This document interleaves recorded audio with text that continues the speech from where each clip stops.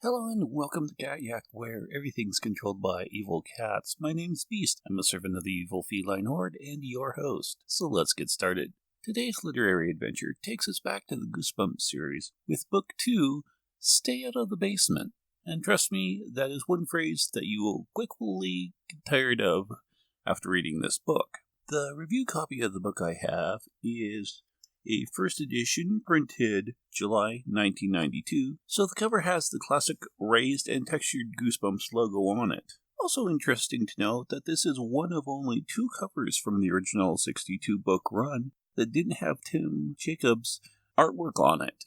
Granted, when they re-released the book for the classic Goosebump line, he did do the artwork for that one. This cover depicts a green plant-like hand reaching out through a slightly ajar door, as if it's trying to close it from the inside. So looking at the cover and based on the name of the book, we look like we have some kind of green plant-like basement monster in this book.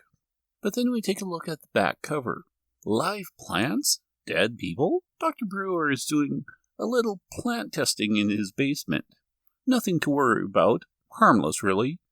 But Margaret and Casey Brewer are worried about their father, especially when they meet some of the plants he's growing down there. Then they notice that their father is developing plant-like tendencies. In fact, he's becoming distinctly weedy and seedy. Is it just part of their father's harmless experiments?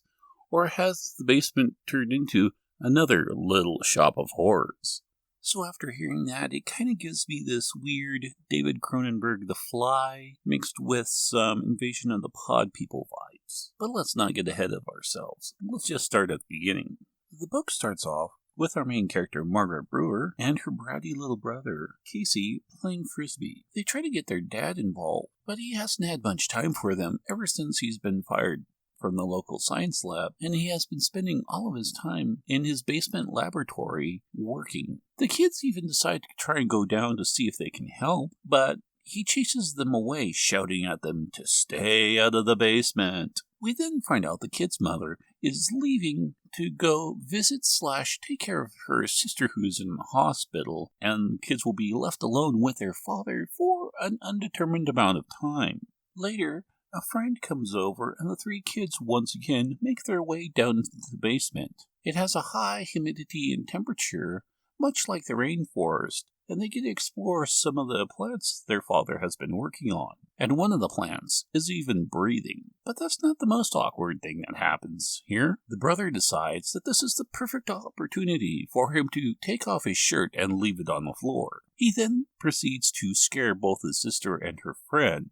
The children return upstairs just in time to see their father returning home. But there's a problem. Margaret's brother left his shirt down in the lab, so this creates a bit of tension.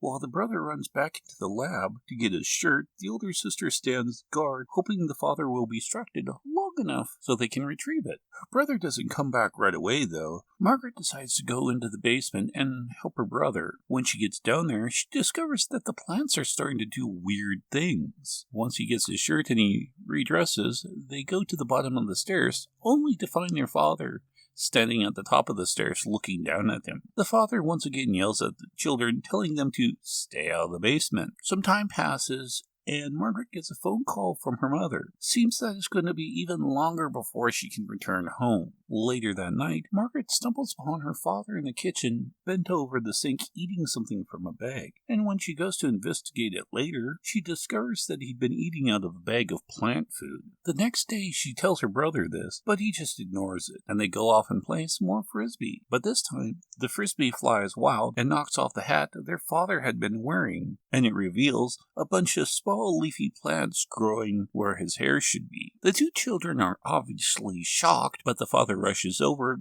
damage control style, and starts telling them a little bit of his experiments he's working on. Apparently he's been conducting DNA research on the plants. And well, he kind of had an accident. He cut his hand and some of his DNA mixed with the plants. The leaves are just a byproduct of that, and they will eventually fall out and his hair will grow back. But Margaret has her doubts, and later that evening, she spies her father in the bathroom washing out the cut in his hand, and as he does so, it isn't bleeding red blood, it's bleeding green. Later, she gets up in the middle of the night after hearing strange moaning sounds coming from the basement, and she discovers that her father has been sleeping in a bed of soil, worms, and decomposing plant matter. The next morning, her father seems to be overly friendly and decides to make some mystery food for the children to eat. But fortunately, they are safe when their dad's old boss comes to visit. Their father seems overly excited, and he and his boss go downstairs into the basement.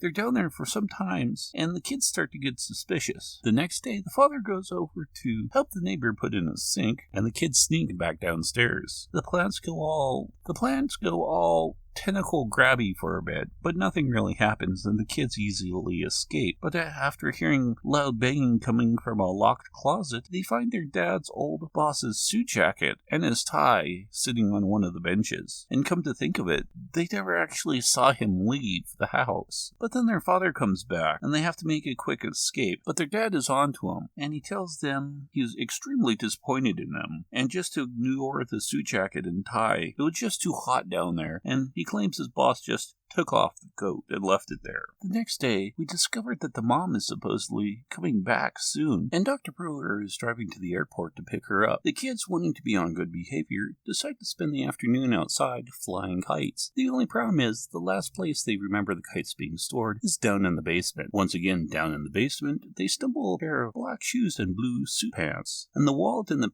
pocket of the pants belongs to their dad's old boss. They conclude that their dad lied to them, because the boss might have accidentally left his suit and coat there, but he definitely wouldn't have forgotten his pants and wallet. And that's when the banging sound from the closet starts up again. The kids have a quick conversation of whether or not they should open it. The plants start acting up again, so they decide to open the closet. Using a hammer, they pry open the door, and they discover even more horrifying mutant plants waiting inside, even some growing human body parts. They continue deeper into the closet, and they soon discover their father sitting against the wall, tied up around his wrists and ankle. The children, completely confused, have a debate of whether or not this is their real dad or not, because their dad should already be at the airport picking up their mother. The father that is tied up in the closet finally speaks to them and tells them that his old boss is tied up in the closet too, and that they need to rescue him too. So they untie him, and as they go to find his boss, the father runs out of the closet. Their father grabs an axe hanging on the wall and tells them he will explain everything later. The kids have another fight about whether or not this is the real dad or not, when their other father, wearing a Dodger baseball cap, appears at the bottom of the basement steps alongside their mother. There is a screaming match between the two Dr. Brewers, and the mother just stands there in gape-jaw horror. The main character is confused by what is going on, grabs the axe away from the father they just released. The father that they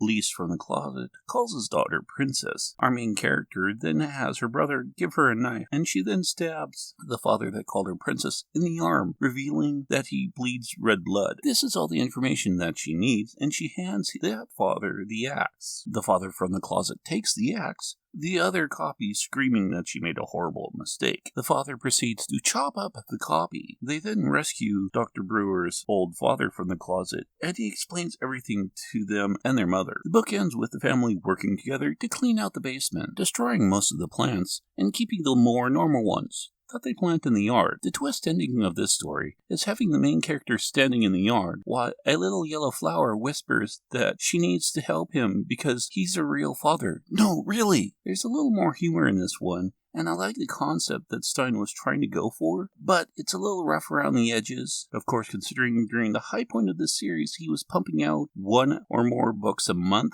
it's completely understandable. I remember reading this book as a kid, and the part of the flower stuck with me. Overall, the book had good concepts, but poor execution. I give it 2 out of 5 paws.